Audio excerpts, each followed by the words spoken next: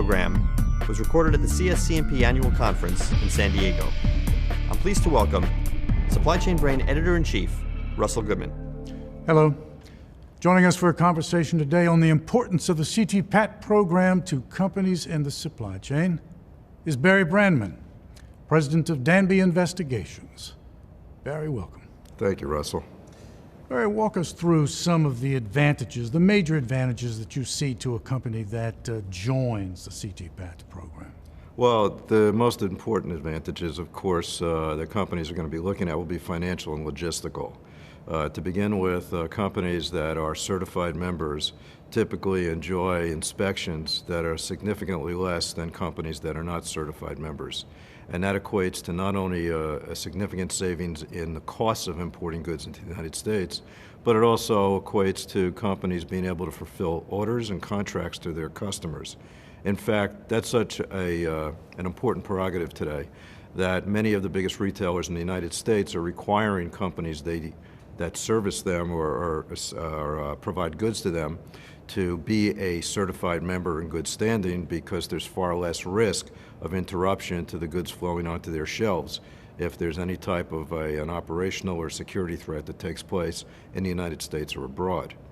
And I think to a large extent, being a CT-PAT certified company today is a reflection of excellence, much like ISO is to operational performance. I think that companies that are CT-PAT certified, especially those that have been validated and given the highest level of Tier 3, are considered to be very well-run, well-managed companies and attractive companies to do business with. Is it fair to say that CT-PAT certification is not solely for the large companies? In fact, is there a typical company that should be interested in CT-PAT certification? One of the misconceptions about the program when it originated years ago is that it was just a program for the large Fortune 500 importers, and that's not true at all. The CBP has made it clear that they want it to be inclusive to companies of all sizes. And I think that one of the important things to keep in mind when it comes to setting up excellent supply chain security programs is that you don't necessarily have to spend a tremendous amount of money to dramatically upgrade your asset protection program. It's not the amount that you spend, it's how strategically you spend it, and are you utilizing best practices and the smartest technology. So in that regard, companies that are small and medium size can have the advantage of CT-PAT certification if they do the right thing, and they should not be deterred from going towards that certification just because of the volume that they do, and they're not considered to be a Target or a Walmart. Well, now let me ask you this. Once you have been accepted into CT-PAT, into the program, or have been certified, is that the end of it? Are there any other requirements that you need to meet? One of the biggest mistakes from a security perspective, and CT-PAT, even though it is a program from Customs and Border Protection, is a pure security initiative. One of the biggest mistakes that a company can make is to look at CT-PAT certification as an indelible tattoo.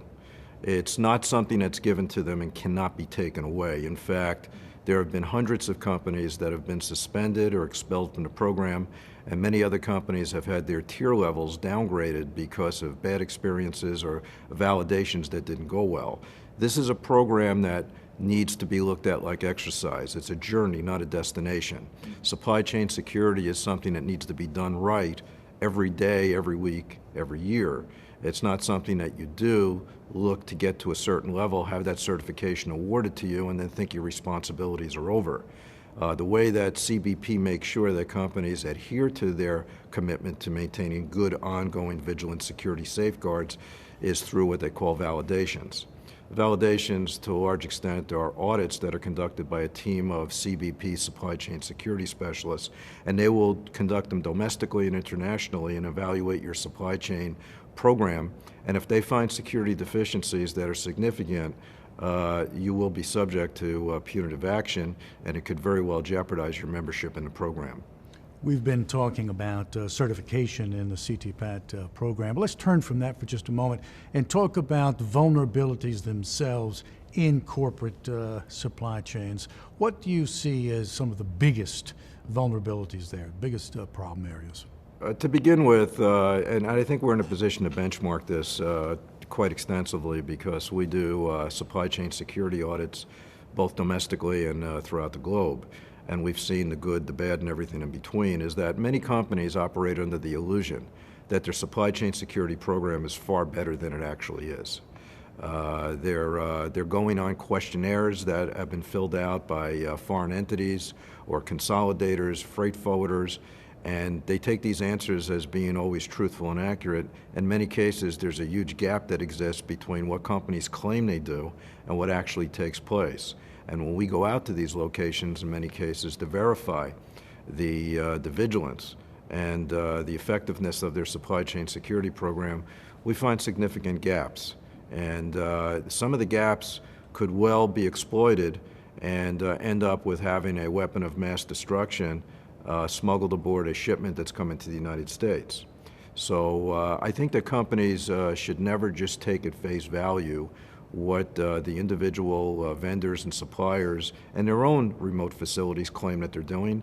It needs to be thoroughly audited, inspected, tested.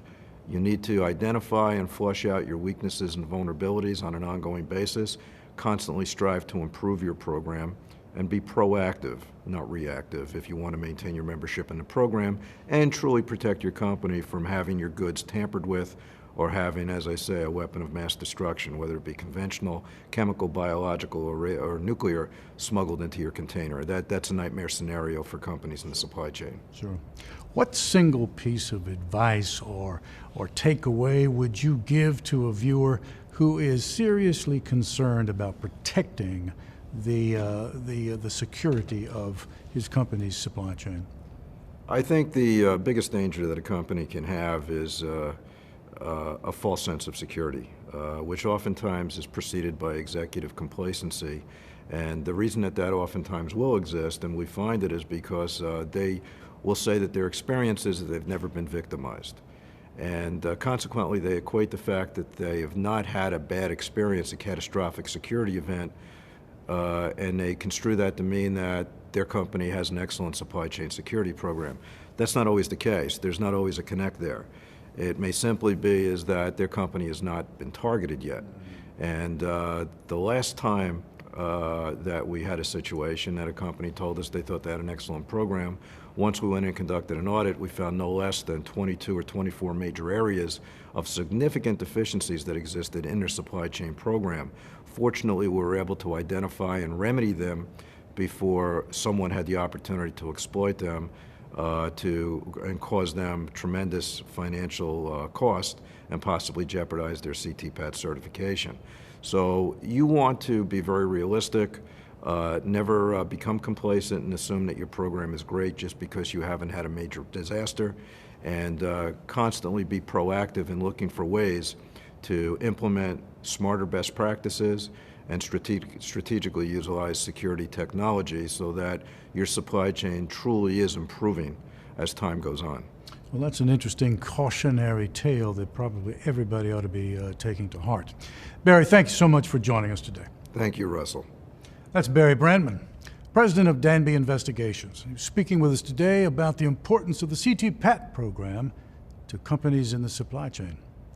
Thank you for watching.